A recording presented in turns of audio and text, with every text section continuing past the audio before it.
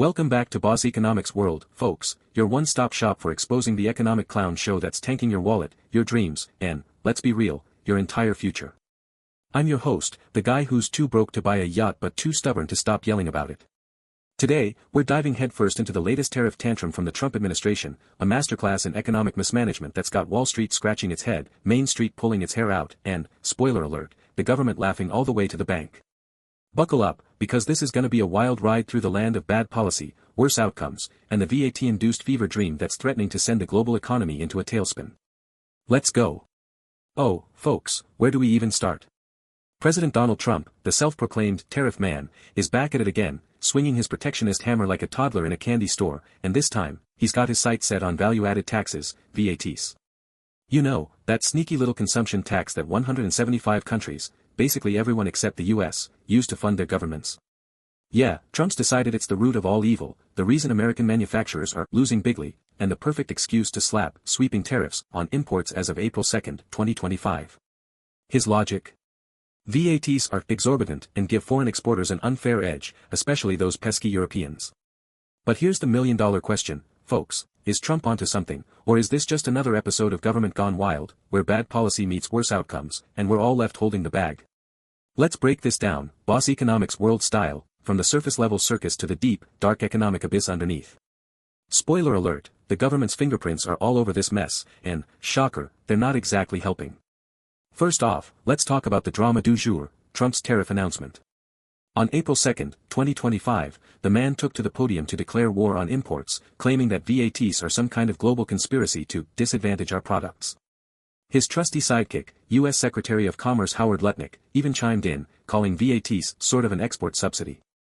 Oh, really, Howard? Sort of. Sounds like the kind of airtight economic analysis you'd expect from a guy who probably thinks supply and demand is a reality TV show.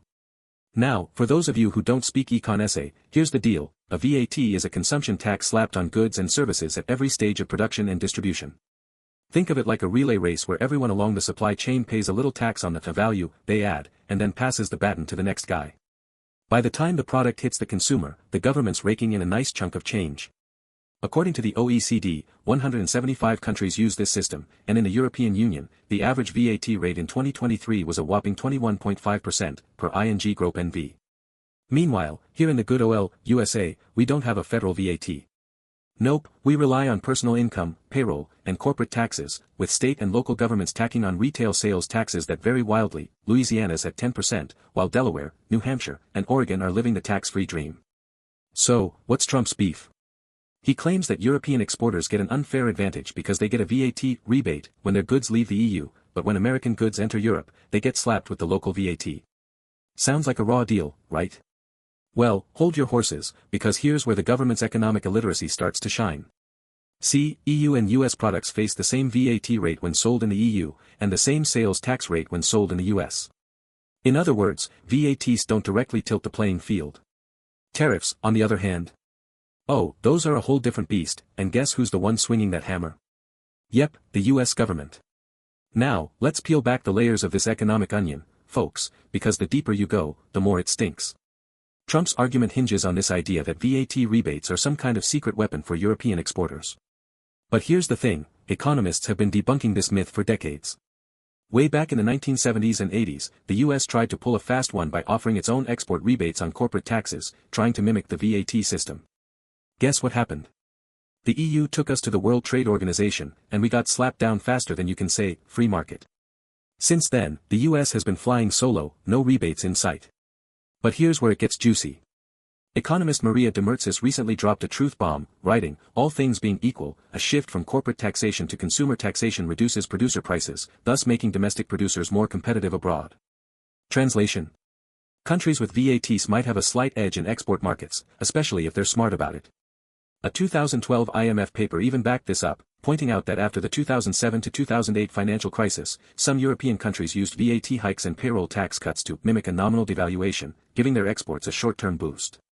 But, and this is a big but, these effects fade over time, and they're nowhere near the game-changer Trump's making them out to be.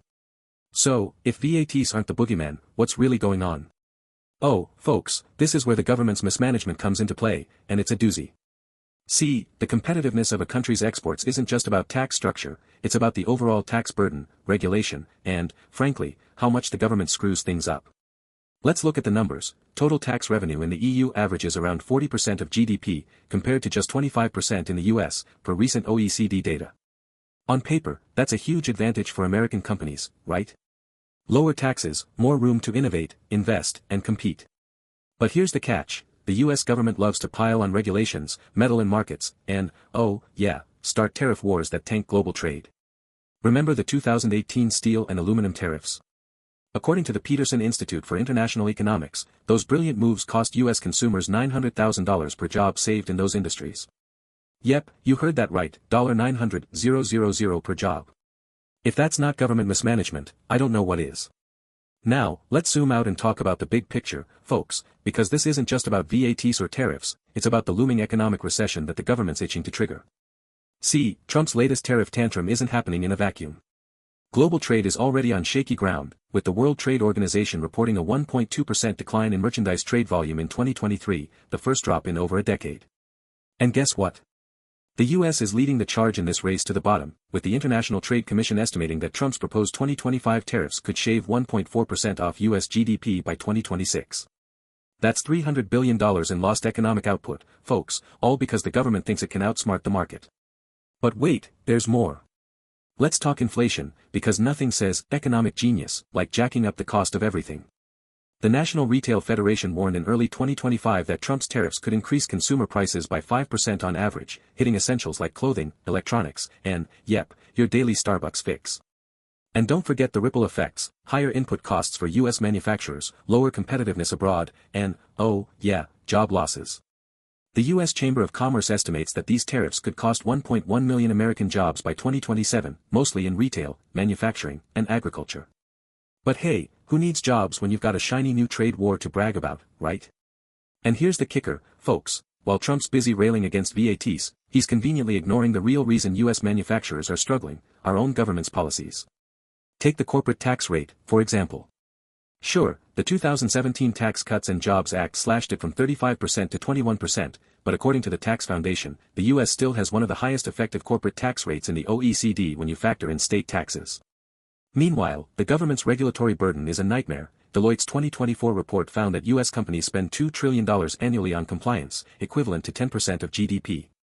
Compare that to the EU, where VATs might be high, but regulatory costs are lower as a share of GDP. So, remind me again, who's really disadvantaging American products? Hint, it's not the Europeans. So, here's the Boss Economics World hot take, folks, Trump's tariff tantrum is a masterclass in misdirection. VATs aren't the problem, government mismanagement is. Instead of fixing the real issues, like streamlining regulations, lowering the tax burden, or investing in innovation, the US government's busy picking fights it can't win and passing the tab to you, the taxpayer. And the scariest part? This isn't just bad policy, it's a one-way ticket to Recessionville.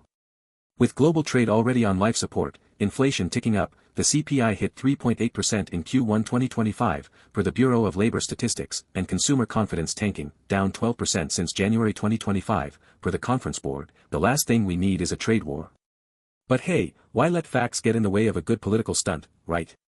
Alright, folks, here's the bottom line. If you're one of the millions of Americans worried about your financial future, or one of the finance pros watching this economic train wreck unfold, it's time to wake up. The government's not here to save you, they're too busy playing economic whack-a-mole with policies that hurt more than they help. So, what can you do? Demand better. Demand policies that actually boost competitiveness, not ones that pad political egos. And hey, maybe, just maybe, stop voting for clowns who think tariff is a magic word. Until next time, this is Boss Economics World, signing off with a friendly reminder, your wallet's getting lighter, but the government circus is still in town. Smash that like button, hit subscribe, and let's keep calling out the economic nonsense together. Peace out.